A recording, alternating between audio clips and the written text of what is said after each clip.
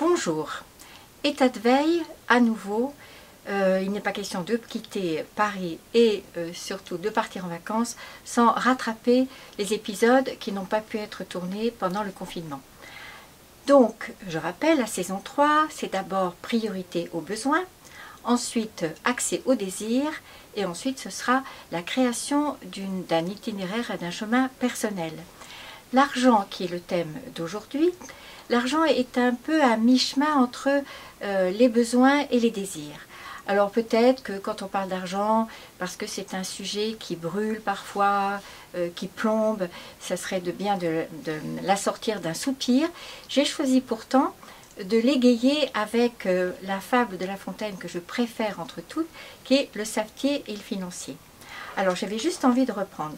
Un savetier chantait du matin jusqu'au soir, c'était merveille de le voir. Merveille, etc. Son voisin, au contraire, était tout cousu d'or, chantait peu, dormait moins encore. C'était un homme de finance. Je reprendrai à la fin. Alors, quand je parle d'argent, j'ai surtout pas envie de parler de combien ou de qui, ça sera repris bien sûr plus longuement dans la conférence, mais mes deux questions prioritaires, c'est où. Où est-ce que l'argent se trouve? Est-ce que c'est dans ma poche? Est-ce que c'est dans une enveloppe? Est-ce que c'est à la banque? Est-ce que c'est dans ma tête? Est-ce que c'est dans mon imaginaire? Est-ce que c'est dans le testament que j'attends de mes parents? Voilà. Où ce concept va-t-il se loger? Où cet objet va-t-il se cacher? On est loin, bien sûr, du bas de laine, on est loin de tout ce qui est planqué dans la maison, mais à nous de voir comment ça se passait à la maison, en tant que lieu plutôt qu'en tant que personne. Et l'autre question qui va être mon fil directeur pour cet état de veille, c'est quelle fonction est-ce que l'argent aurait chez nous. Alors j'ai distingué 4 mots. D'abord, est-ce que c'est une conquête? Ensuite, est-ce que c'est un objet? Ensuite, est-ce que c'est le prétexte à des relations? Et ensuite, est-ce que c'est un signe? Alors pour ce faire, donc, j'ai trouvé au moins 4 verbes. Quand il est question de conquête, c'est quand je gagne de l'argent, qu'est-ce que je fais? Qu'est-ce que j'arrive à conquérir? Est-ce que c'est de l'autonomie? Est-ce que c'est un pouvoir d'achat? Est-ce que c'est une place dans la société? Voilà. Et comment est-ce que je vais gagner cet argent? Comment est-ce que je vais à cette conquête? Avec plaisir, avec déplaisir, avec le sentiment que je le fais par devoir? Est-ce que c'est pour remplir des responsabilités? Voilà. Mais j'aime bien garder cette idée de quelque chose qui est à gagner, et pas seulement en termes d'argent. Ensuite, donc, je garde le mot objet, donc c'est l'avoir, c'est ce que je peux thésauriser, c'est ce que je peux posséder au point d'en être possédé évidemment, c'est quelque chose qui va pouvoir être aussi une sécurité. Je peux avoir la sécurité de gagner, mais je peux aussi avoir la sécurité de posséder, avec bien sûr tout un contexte social et des lectures aussi que je pourrais recommander qui m'ont semblé vraiment intéressantes. Là, ensuite, c'est consommer, épargner, tous ces autres verbes, mais qui renvoient vraiment à une somme, et pas à un geste, pas à une conquête, mais à un montant, à quelque chose que je peux multiplier, diviser, soustraire, etc. Donc là, c'est la comptabilité dans cet avoir.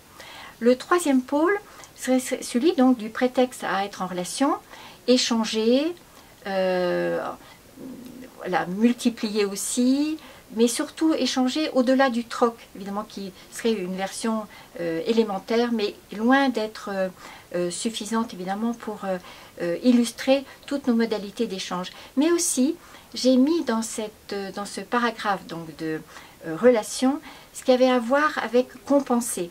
Compenser dans la relation, donc acheter parce qu'il y a de la culpabilité, parce qu'il y a de l'absence, mais aussi compenser entre soi et soi. C'est qu'est-ce que je suis en train de vouloir gagner ou posséder comme argent pour effectivement me pardonner à moi-même, pour expier quelque chose, pour assumer une honte, pour donner le change, etc. etc.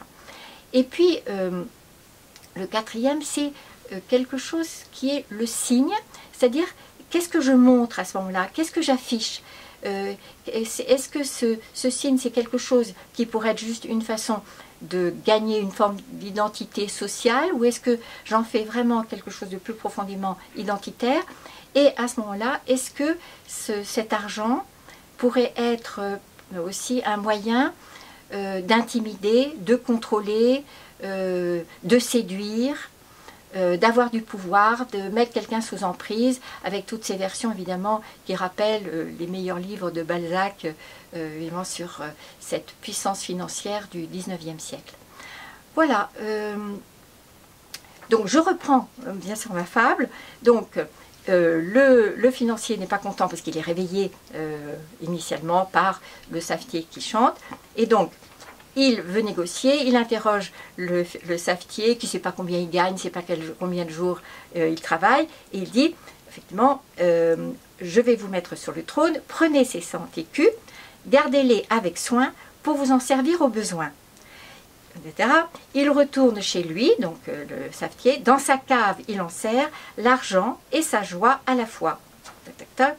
Là, le sommeil quitta son logis, il eut pour hôte des soucis, les soupçons, les alarmes vaines, tac, tac, tac.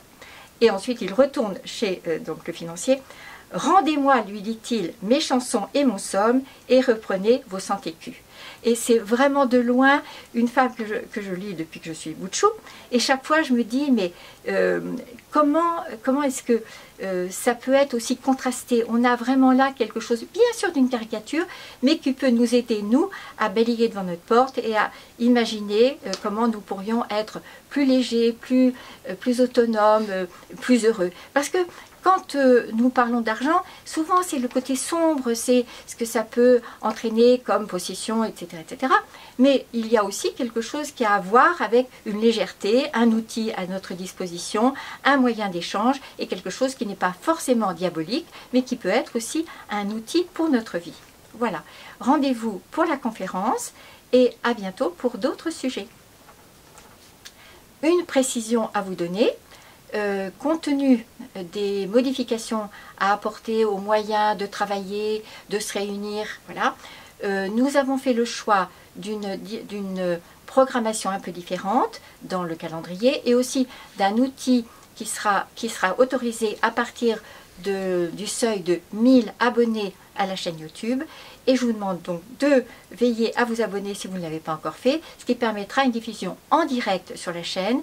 Et à ceux qui souhaitent nous rallier en chair et en os, bien sûr, ils sont les bienvenus. Mais nous avons choisi, évidemment, pour le moment, cette autre modalité de diffusion.